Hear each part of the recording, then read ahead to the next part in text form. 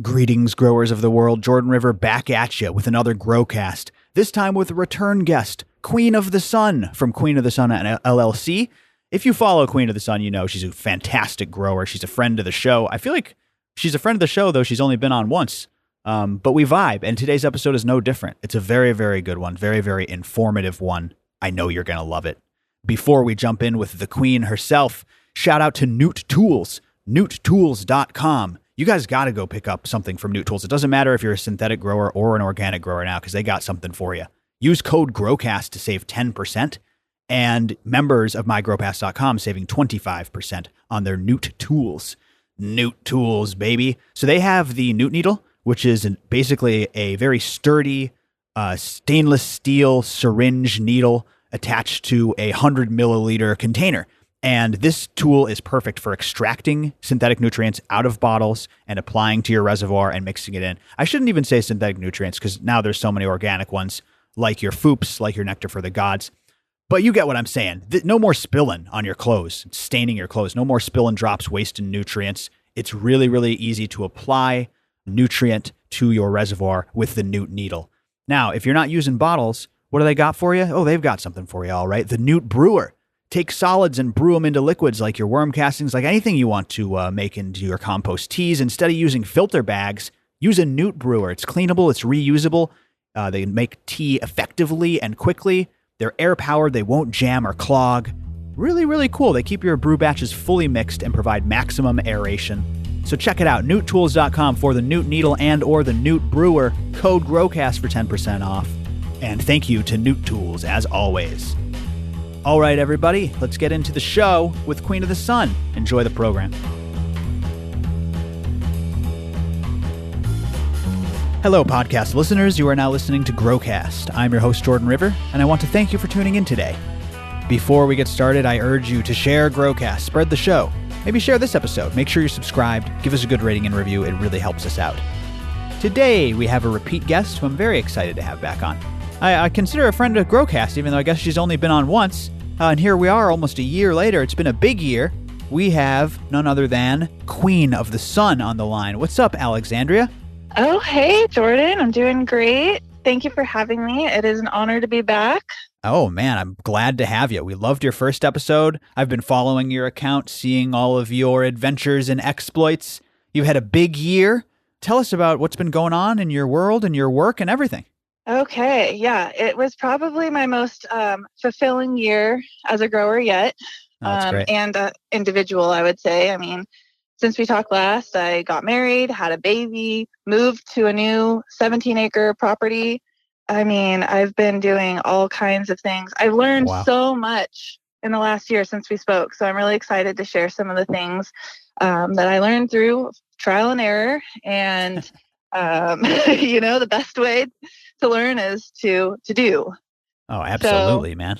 Oh, I'm just loving it. And my understanding is you're doing a lot of gardening consultation, a lot of gardening content, both in and outside of the cannabis world. We love that here. This turns into VeggieCast sometimes, so we love hearing that. Yeah. Well, COVID kind of changed things up, obviously, for a lot of people. So I pulled back a bit from consulting and just kept with my clients that I had and didn't really gain any new clients. I wasn't really looking for that and focused more on my own farm and giving back to the community.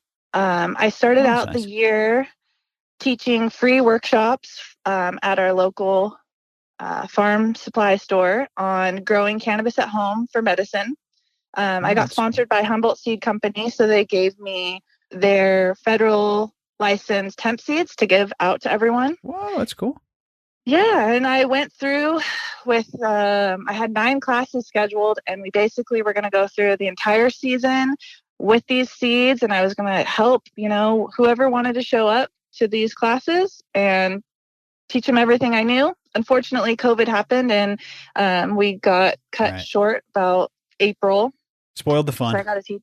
Yeah, exactly. I got to teach 3, but it was great. And, I learned that I really love just teaching to teach. Consulting is great, but I would rather just do it and teach people. So That's cool, man. if you have any questions, feel free to DM me on Instagram, anyone listening, and I will more than likely just help you out because it's just in my nature and I love to do it. Oh shit. All right, you're opening the floodgates. Yeah. No, you are quite the talented gardener, and I really appreciate that feed. I urge people to go and follow at Queen of the Sun. What's been going on as far as the cannabis scene, though, on the West Coast in your garden? Just update me on that. Okay, so I actually built DIY hoop houses this year and Ooh. regenerated a barren clay terrace. I mean, this was cracked red clay, devoid of life. And I thought, I'm going to turn this into a living soil bed. Whoa. And it's been an amazing project. It's been a lot of hard work, tears, blood, sweat. But it's a night and day difference. It has turned out completely beautiful. And basically, the thing with clay, I think we talked about this a little bit on the last show I did. It's packed with nutrients. I mean, it is a savings account of nutrients. You just have to figure out how to unlock it. And so I figured, well, living soil, all those microorganisms are going to bring out the juicy good stuff that's typically locked up and insoluble to plants. Uh-huh. So we got a rototiller. I know there's a lot of controversy about no-till, but with a packed hard pan clay, we wanted to just till it up, get in some mushroom compost, till that in. Otherwise, if you build a raised bed or put soil on top of clay, it's so compacted that you will get a hard pan layer where the water will just sit. Sit. So really tilling in some of the new soil into the original will just help break it up and get life into that clay and start the process of creating the living soil that we want and get some of that organic matter in there. Damn. Yeah. Nice. And that's interesting. And so just a little bit of tilling, a little bit of application of the good stuff, and it just took off. Oh, yeah. I mean, my bed is only 6 inches tall. So that's really nothing. I mean, the plants are just growing into the clay now. Wow. And I've just used a plethora of cover crops and companion plants to really keep adding organic matter into it. I've got a lot of straw down through the walkways so we don't add more compaction. I'm using buckwheat and nasturtiums alongside the cannabis. And buckwheat is amazing. I don't know if you're familiar with it. Maybe you've had a buckwheat pancake once in your life. Yeah, for sure. I'm familiar with it from that standpoint, but not from a cultivation standpoint. Yeah, so I did a lot of research on what I was going to incorporate into my garden. And buckwheat is rated one of the top plants to encourage beneficial predatory insects. Oh, shit. It also flowers in 3 weeks. So I can cut it down and it'll regrow about 4 times in the length of, vegging to flower. And it just keeps on adding mulch, retains moisture, reduces the soil surface temperature, and it pulls insoluble phosphorus out of the soil and makes it available for plants. Damn, that sounds incredible. I want to dig in on one of the things you said, though. Yeah, good for beneficial insects, predatory insects. Is that because it becomes a home for them? Do they feed on the buckwheat pollen when it flowers? Is that what happens? Yep. It has these beautiful little white flowers, and you'll find, hoverflies, arachnid, parasitic wasps, lady beetles. I had praying mantis. I had all kinds of things just coming in there. I mean, and then all your regular pollinators, native bees, butterflies. And that is where I learned that with every good thing, there's always a balance. There's always going to be something that occurs. And what, did you get overrun by butterflies or something? Cabbage worms. Oh, shit. Yes. So you think those little green caterpillars that are known to eat your buds, cause bud rot, botrytis. Right. Yeah. So that was a very interesting learning experience. Oh, man. They were actually attracted to the buckwheat, but mostly they laid their eggs on the nasturtium leaves. So they came in because the nasturtiums have the nectar, and then the buckwheat has pollen, and the nasturtiums have these huge flat leaves that are just. I found out later that that is like the preferred habitat for cabbage butterflies to lay their eggs. Oh, yeah, that's the apartment complex. That's the villa. Yeah.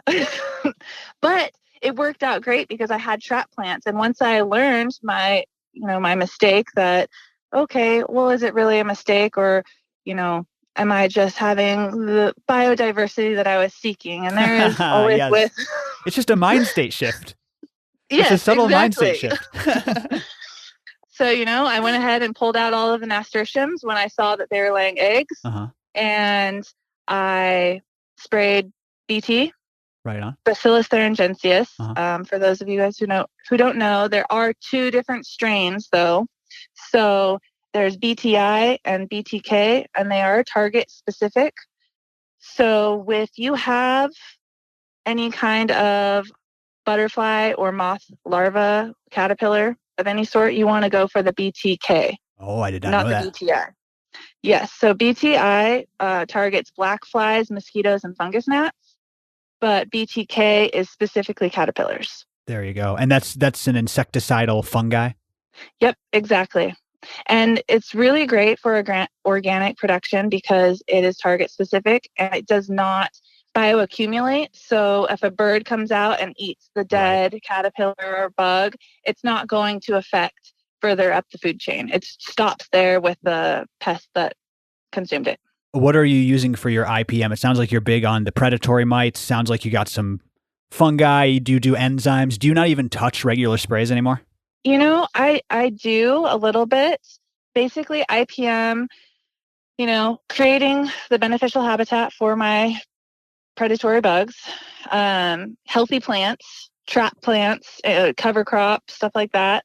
And then early spraying. I spray different funguses. So, we talked about PFR 97 on the last episode, which is an awesome strain of fungus. Then Botanigard. Oh, sure. Yep. So that's another type of fungus that I'll use just have in case there's anything. I also did use a little bit of two different azadirachtin products. Oh, interesting. One was Moltex and the other one was Nemix. And I really like how Nemix works better. And that was for aphids. Oh, so you needed to use some harder stuff for the aphids? Yes, a little bit, but not often. I sprayed like twice with the aphids. I had one area in my greenhouse that just kept getting aphids. And you know what? I'm going to blame the neighbors. It's closer to their greenhouse. So It's the neighbors' aphids. God damn. I got to tell you something. The aphids out here in the Midwest don't seem as hardy and what I'm guessing is pesticide resistant as the aphids back in Humboldt. I don't know if that's just me and my lame brain observation, but I swear to God, those West Coast aphids are tougher. Yeah, well, it's just Wild West out here, more extreme temperatures. I think that we have a lot more dense cannabis is closer together, and so pests get shared. And then we're spraying a lot more. And yeah, I don't know. That's what they say. Super aphids. Yeah. That's what they say. They say they're getting stronger. So holy shit. But I do want to drill down on, you said a couple hot keywords that I need to touch on. Cover crops, trap plants. Talk to me about your work with trap plants. Okay, so basically the nasturtium was a perfect example of an unintended trap plant. You put it in there, it attracts good things, but it also can attract bad things. So it lays its eggs, you go ahead and you can rip it all out, and there you've just killed all of the next generation of that pest. That is a lot of work, so I am going to be planting the nasturtiums along the fence line now. This will, attract beneficials close to my greenhouses, but it will keep the pests out. Another trap plant would be like sunflower for aphids. And if you use varying heights, it's really great. Specifically, spider mites this year were really bad in Nevada County, California. Oh, shit. And So if you were to do a perimeter along your fence line of varying heights of beneficial plants, spider mites are brought in on the wind in dusty, barren areas. So you can create a buffer that would be like a trap plant buffer around where your growing site is. It's a palisade wall of plants. Yep, exactly. That's And then, interesting. Super it's interesting. just prettier too. I've always wondered about those types of trap plants, and I assume that the answer to this kind of query or observation is it probably depends on your situation. Because if you're in an area where you know you're going to deal with this type of pest no matter what, then it would make sense to bring a trap plant. But if it's an attractant, a grower might say, like, why am I bringing an attractant into my grow? But what you're saying is trap plants are specifically beneficial when you know you're going to have this particular insect around and you just want them on something other than your cannabis. Is that kind of what you're saying? Exactly. Okay. Exactly. Yep. Right. But so for an indoor grower like me, it's like I'm just trying to keep things out. I don't. Yeah. There's no point of a trap plant because I shouldn't have to engage with those in a natural setting. Exactly. The thing with the indoor is you don't really want to bring anything outside that you don't need to, because if you get an infestation, it's a lot harder to deal with than if you're outside. And what I learned, because I learned how to grow cannabis indoors and now I'm an exclusively outdoor greenhouse grower, is that I actually love bugs. Right. And outside, it's not a problem. Pests are just part of the garden. Right. And you have, a food chain, a food web. There's one bug that is great for something and the other bug is going to come and eat it. And you don't need to worry about it like you do inside. So I don't recommend a trap plant inside. Yeah, no, that would not be, you would just be attracting something that you don't want. I guess that was always my differentiation, is when a trap plant is appropriate if it's attracting something, but that does make a ton of sense. And you're right. When in an indoor setting, it's like the pests are public enemy number one. I made a huge rookie mistake this year. I have my grow back up and running. Last we talked, I was on the road. I didn't have a place to settle down and grow. Now I'm growing, and my second run in, I made such a mistake, Alexandria. It was a classic mistake of not just wanting to kill my outdoor plants when it started to get cold. I brought my outdoor plants in, and I treated them. But I didn't treat them well enough. You can never treat them well enough. And I brought in all sorts of pests, and I ended up I got an injury after that, so the pests kind of took hold. I ended up having to fight that battle for several weeks. As a grower, there's not many things that can knock you back, like letting your IPM slip and getting an infestation. It really knocks weeks out of your schedule. I mean, that's half a harvest sometimes if you have stuff really dialed in right. So I wouldn't wish it upon any listener. And it really is about being strict, being disciplined, and just covering the basics, the bases, if you will. Would you agree with that? I would agree with that. And I would also remind everyone, preventative. Stay on top of it before there's a problem. Yeah. Make sure your plants are healthy, make sure everything's clean, and make sure I spray before there is a problem. A few things that I spray as preventative measure: I foliar feed with silica, and silica is absorbed directly into the plant cell walls, strengthening it so it is sturdier, hardier. Sucking or biting insects have a harder time penetrating the cell wall. Fungus has a harder time penetrating. So thinking about these things before, always assume the worst, but hope for the best. Yes, prepare for the worst and hope for the best. What do you use for silica? I use AgSil 16. Yeah, I've heard of that one. You can get it off of, I love Build a Soil. I don't know if I'm allowed to shout out. Fuck yeah, always. Okay. No, Growcast, we are all about that. We love supporting quality companies and helping growers grow better. So yeah, Build a Soil is one of those companies we were actually looking to partner with. Oh, wow. I think they're pretty big. Yep. You know what I mean? I think they're probably a little too big for us because they blew up, man. But yeah, love Build a Soil. Is that their silica product? Yep. And this is a powdered water soluble silica. And one recommendation, if anyone goes out and buys it, mix it, dilute it, slowly mix it. Because if you add too much of the powdered silica to water at one time, it will clump up and not mix properly. I learned that the hard way. got to go slow, take your time, no rushing the mixing process of the silica. That's right. But you're going to save a lot of money in the long run because most of the silica products that you buy that are in a bottle are water. So buy it powdered and make your own. Don't pay for shipping that water across whatever. Yeah, exactly. Exactly. Before we return to Queen of the Sun, gotta give some love to fishheadfarms.com and their product Fish Shit. Fish Shit is the best. Promo code GROWCAST for 10% off.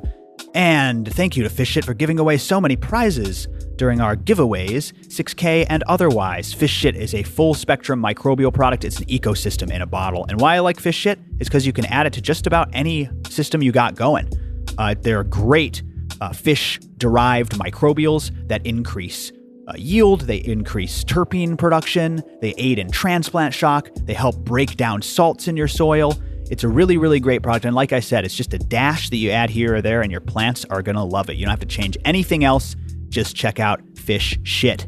I love Fish Shit. I add it when I'm using my FFJs. I add it when I'm, throwing in some Photo Plus Nourish. I'll add a little Fish Shit. Sometimes I'll just do plain water and Fish Shit just because the plants love it. Fishheadfarms.com. Promo code GROWCAST for 10% off. Get you some Fish Shit if you haven't tried it.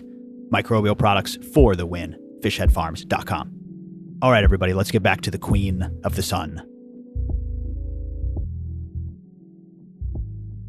I was going to say, though, Silica's unique in that it's mixed differently anyways, right? You're always supposed to mix silica first and then wait a period of time, is my understanding. I was told that ideally, if you're using synthetic nutrients, I know that you're in an organic soil, I'm in an organic setup, but if you are mixing products, it's good to let those products rest and take time in between. I think a lot of people make mistakes in just adding them in any order and then also just adding them all at once or mixing them together in a concentrate and then adding them.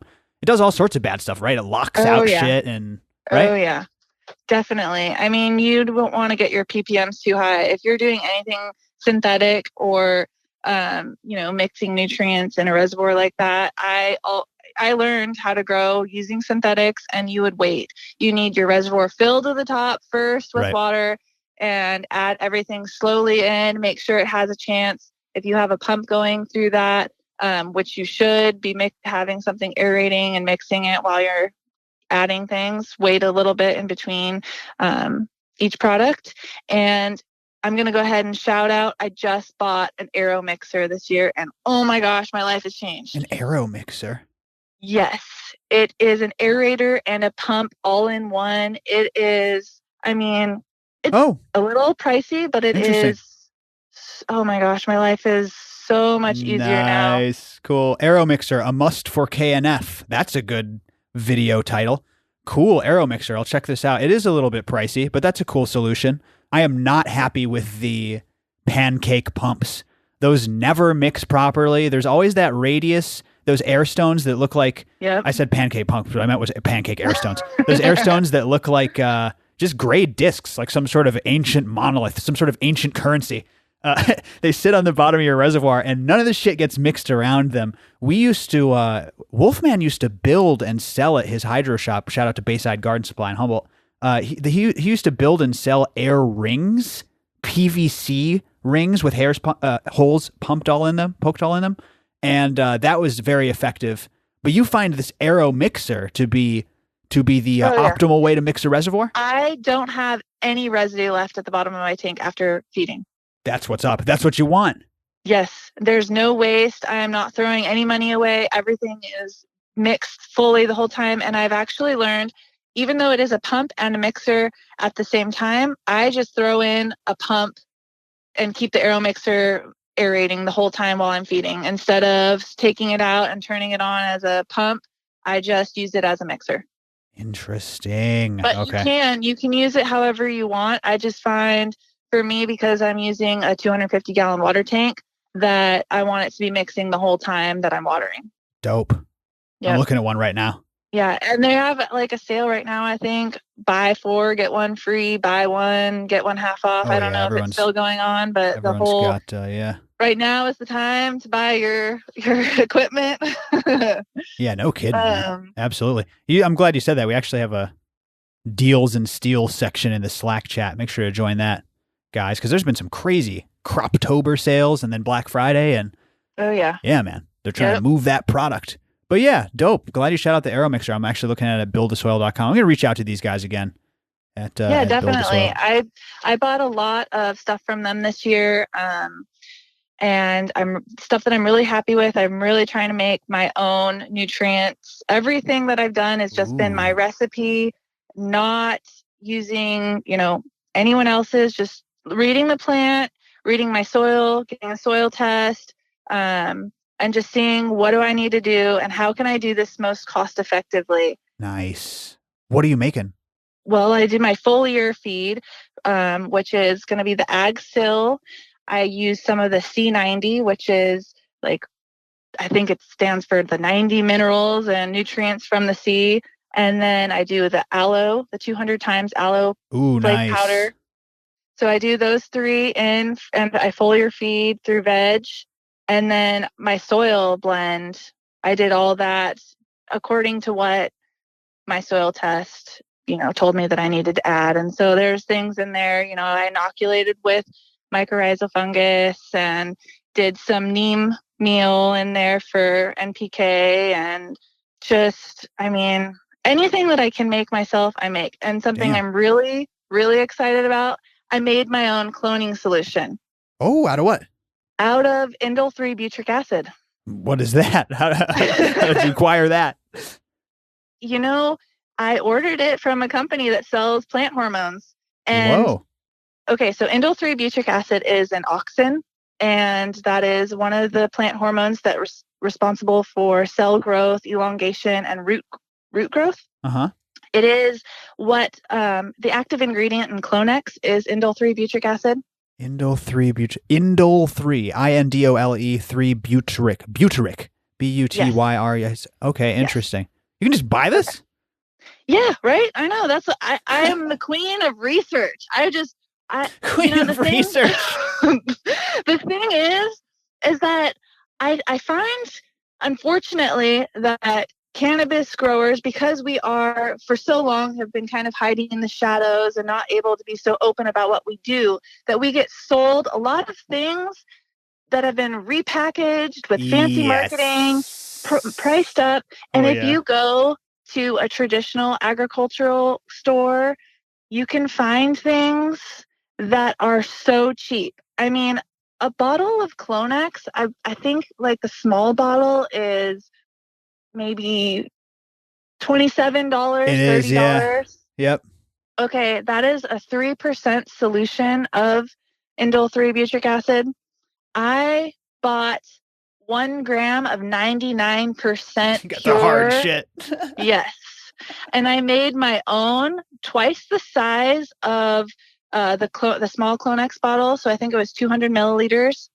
And it cost me, I did the math, $1.57. Wow. And it was 5% solution. And I had roots. I took cuttings and I put it in this solution in a cup, and I was going to put it into my Easy Cloner. And these were extra clones that I was just going to keep genetics, and I forgot about it.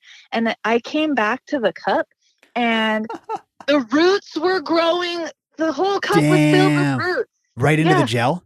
It was just a water solution. I didn't even make it a gel. Oh, damn. You okay. could, no, a you water could solution. turn it into a gel. Well, no shit. So it just grew right into the water. That's wild, man. Yeah. The craziest roots I've ever seen.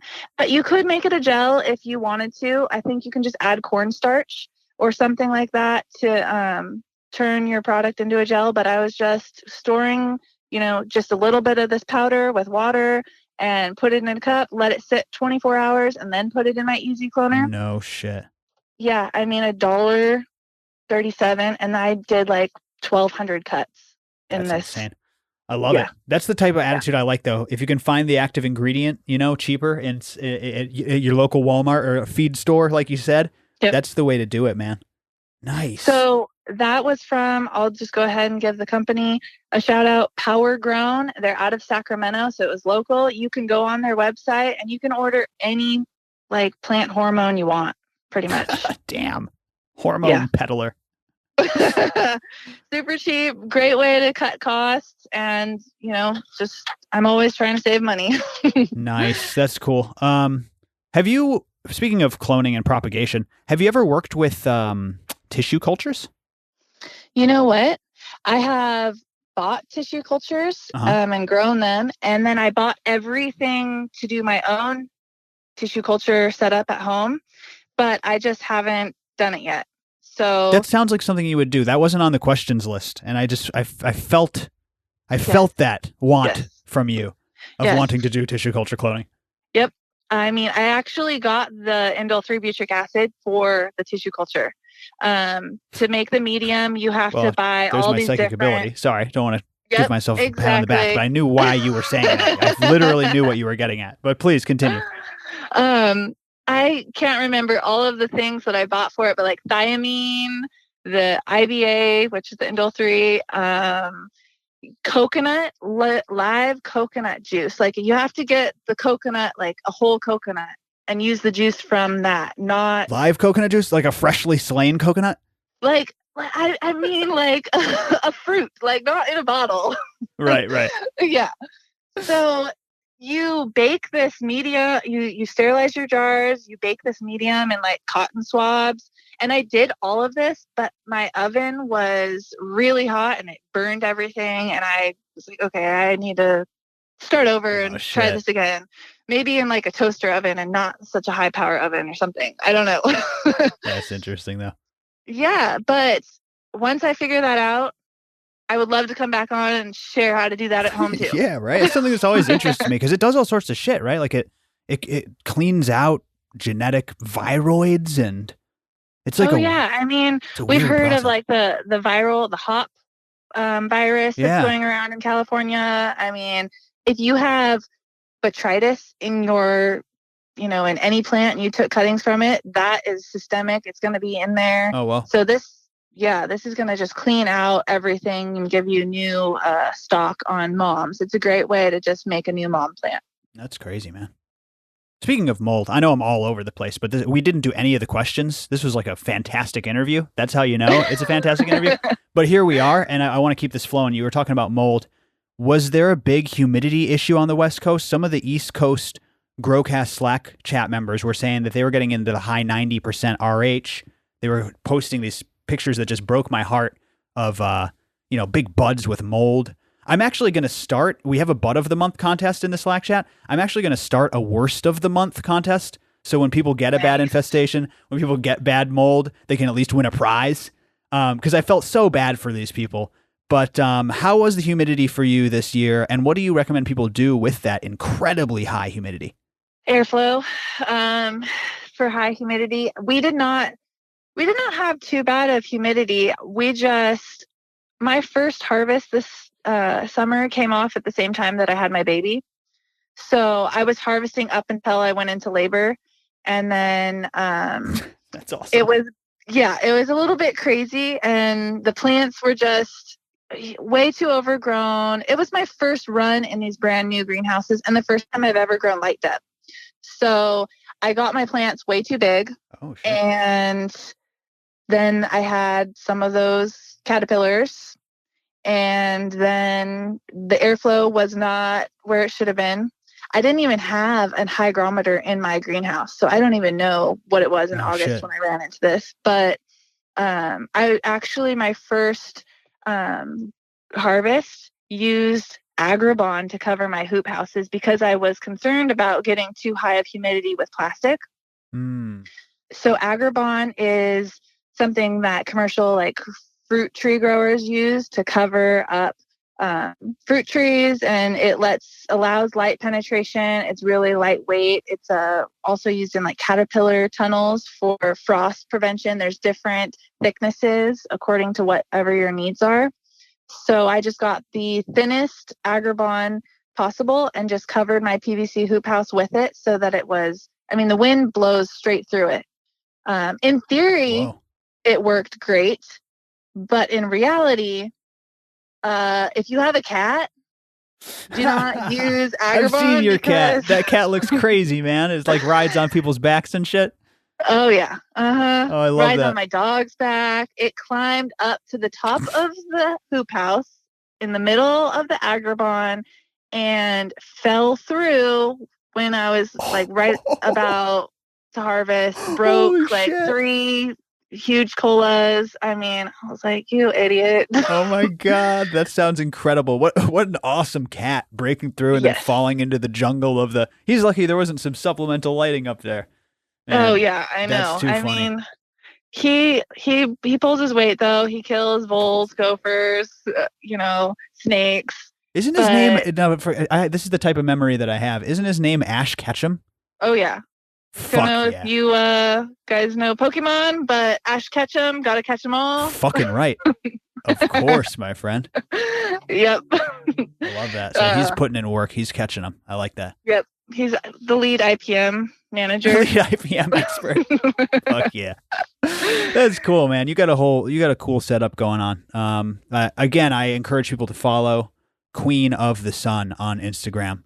What's next? What's the future? What's down the pipe? I actually have a late grow going right now. I mean, it is here in sunny California, 65 degrees, not a cloud in the sky. I'm in week 6, so I've got about 2 more weeks left before I cut down, and everything is amazing. I mean, the colors that are coming out of some of my plants because of the cold nighttime temps are just some of the most beautiful weed I've ever seen. I mean, not to toot my own horn, but the slurricane that I grew and harvested in August versus the slurricane now is completely different. I mean, this is dark purple leaves. The THC crystals are just coming in so thick. The leaves are curling in. It's just beautiful. Hey, what do you attribute that to? Adjusting to the soil? No, the cold nighttime temps. Oh, that's what you attribute the additional quality to. Oh, wow. Oh, yeah. Yeah. I love those low temps. I don't know how I missed that point that you just made, but yeah, I totally agree. I love those low temps. And so you're seeing some real results there. Now, slurricane, I feel like there are a lot of strains that come and are maybe they're grower strains and they're overhyped.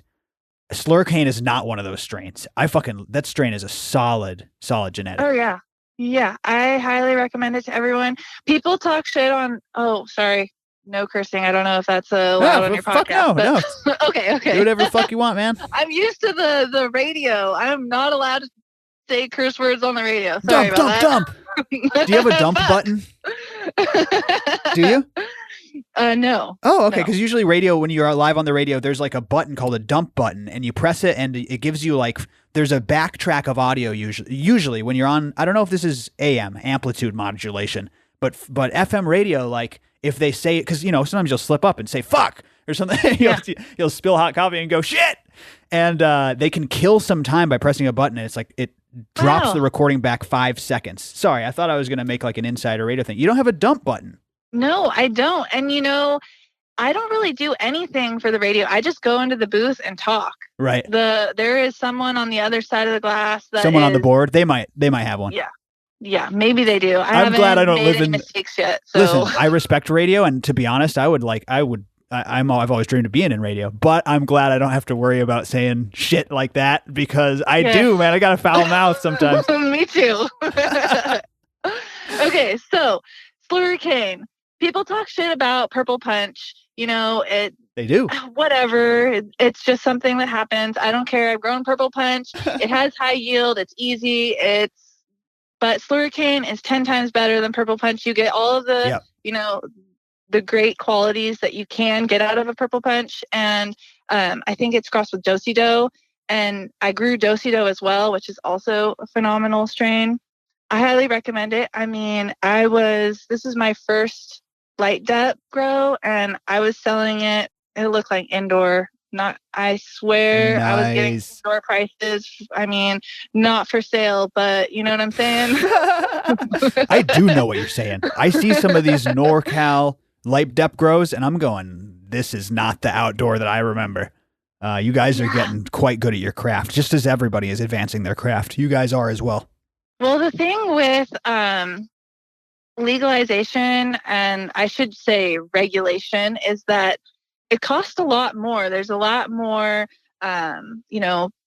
overhead running a real regulated business. You got to pay taxes. So people are learning how to cut overhead and increase the value by, a greenhouse grow. If you're allowed to grow it and it's, allowed to be out there, you can experiment and do things to raise the quality of it. You're not scared you're going to get in trouble, and it's going to cost you a lot more money. So you got to figure out how to make the most bang for your buck.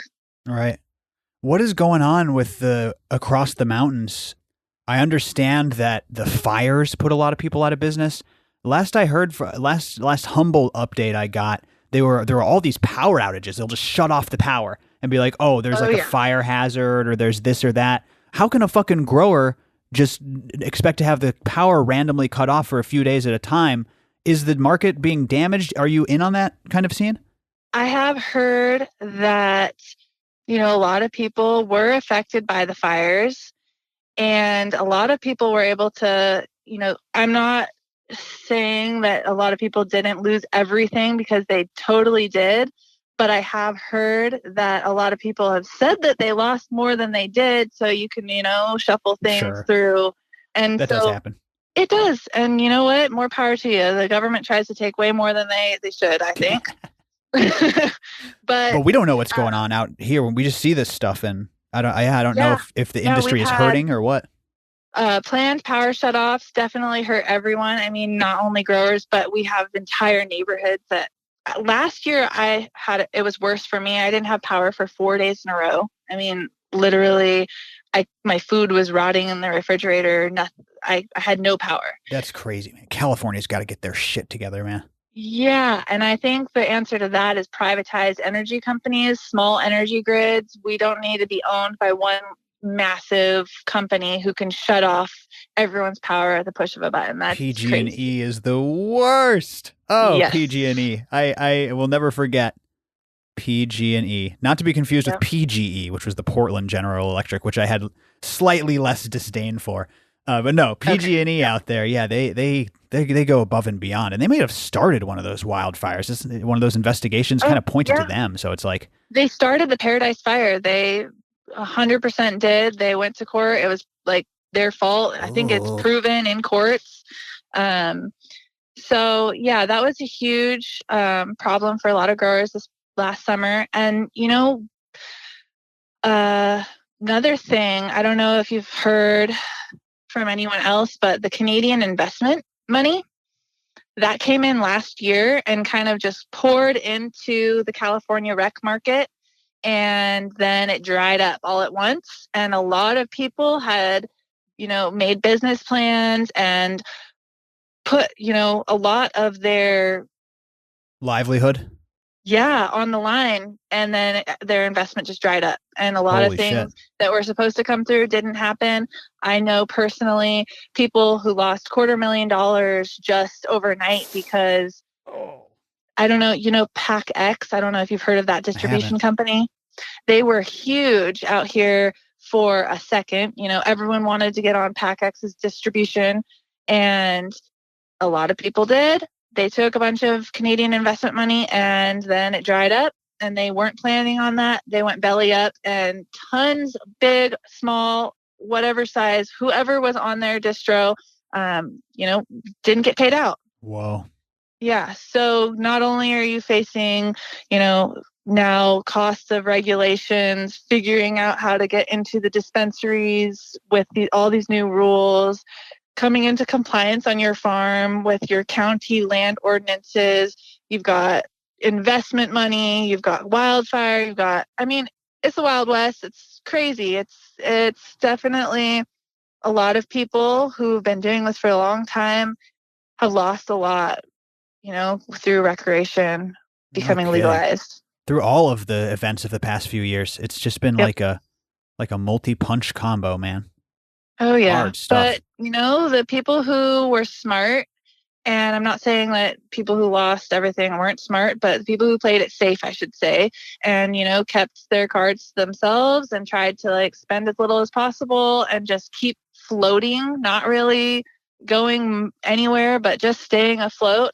And they're still here. And I have high hopes that they're going to succeed, and hopefully we'll see federal decriminalization coming soon, and then we can be shipping packs across state lines legally. Oh, fuck yeah.